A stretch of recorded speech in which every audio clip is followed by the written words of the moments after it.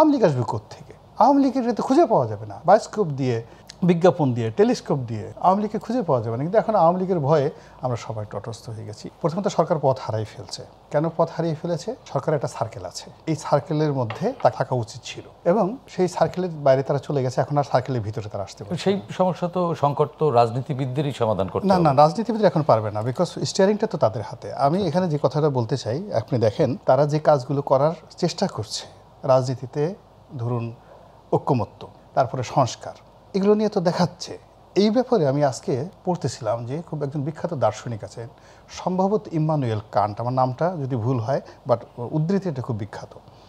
উনি যেটা বলছেন, বোকারা এই মুহূর্তে যা করার চেষ্টা করছে বা যে জিনিসটা চাইতেছে, তারা জানে না যে আজ থেকে 1000 বছর আগে জ্ঞানীরা ওই কাজগুলো করে গেছেন এবং ওই কথাগুলো বলে গেছেন। তো এখন এই যে রাজনীতিতে ঐক্যমতে সরকার যা কিছু করার চেষ্টা করেছে 1000 বছর আগে, আজ থেকে 1000 বছর আগে এই বাংলাদেশের অনেক অনেক বড় বড় মানুষ এই কাজগুলো করার চেষ্টা করে গেছে এবং তার ফলাফলটা বর্তমান যারা আছে তারা জানেন না, যার জন্য আমাদেরকে এই 8টা মাস ঐক্যমত্যের নামে, সংস্কারের নামে পুরো জাতির জীবন থেকে শেষ করে দিয়েছে গেল এক। এখন গণভোটে যাবে। এখন গণভোটে যাবে যে কাজগুলো, এই ব্যাপারে দেখেন একজন বিখ্যাত রোমান সম্রাট মার্কাস অর্লিয়াস, খুব বিখ্যাত, এবং দে শুড নো যে মার্কাস অর্লিয়াস কে, যাকে বলা হয় রাজর্ষি, রাজা অথচ ঋষি। ওনার মতো এত দার্শনিক সম্রাট আর পৃথিবীতে জন্ম নেয়নি। তো উনি যে জিনিসটা বলেছেন যে যে বিষয়ে তোমার অভিজ্ঞতা নেই, যে বিষয়ে তোমার অভিজ্ঞতা নেই, অর্থাৎ যে সাবজেক্টে তোমার অভিজ্ঞতা নেই, সেই সাবজেক্টে সমর্থন দেওয়ার জন্য যদি তুমি ওরকম তোমারই মতো লক্ষ লক্ষ মানুষ আনো, ওইটার কোনো 2 পয়সার মূল্য নেই। এখন গণভোটে গিয়ে জুলাই সনদ সম্পর্কে আপনি গণভোট করবেন, তো যারা এই দেশের জনগণ ভোট দেবে তারা কেউ ওই জুলাই সনদ সম্পর্কে অ্যাওয়ার না, জানে না, মাথা ব্যথা নেই।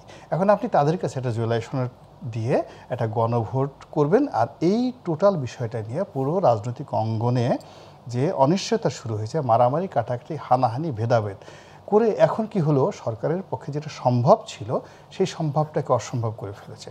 অসম্ভব হওয়ার পরে এখন সরকার যেটা বলার চেষ্টা করছে যে রাজনীতিবিদরা আপনারা এই সমাধান করেন। রাজনীতিবিদরা তো এই সমস্যা তৈরি করেনি, তৈরি করেছে সরকার।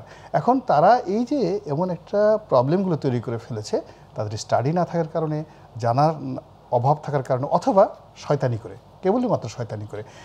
এই যে আজকের যে বলে একটা অবস্থা হয়েছে, একটা জ্বলন্ত অবস্থা, চারিদিকে যে অবস্থা তৈরি হয়েছে, এটা তো হওয়ার কথা না। আওয়ামী লীগ আসবে কোত্থেকে? আওয়ামী লীগের তো খুঁজে পাওয়া যাবে না, বায়োস্কোপ দিয়ে, বিজ্ঞাপন দিয়ে, টেলিস্কোপ দিয়ে আওয়ামী লীগকে খুঁজে পাওয়া যাবে না। কিন্তু এখন আওয়ামী লীগের ভয়ে আমরা সবাই তটস্থ হয়ে গেছি। এই যে তাদের যে কর্মকাণ্ড, এই কর্মকাণ্ড তো দায় তাদেরকে মেটাতে হবে।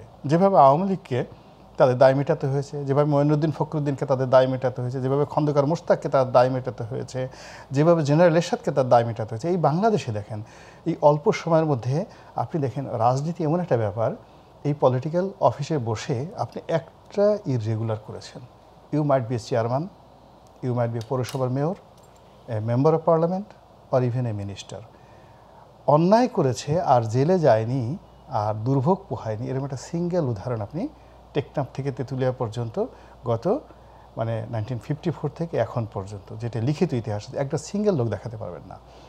এইটা খুব খারাপ একটা জায়গা। ফলে এখানে যারা যারা আছেন এই গত 14 মাসে যা কিছু করেছেন, প্রত্যেকটার দুনিয়াতে এবং আখেরাতে হিসাব দিতে হবে, এবং হিসাব দেওয়ার পর দুর্ভোগ পোহাতে হবে, দুর্দশা পোহাতে হবে।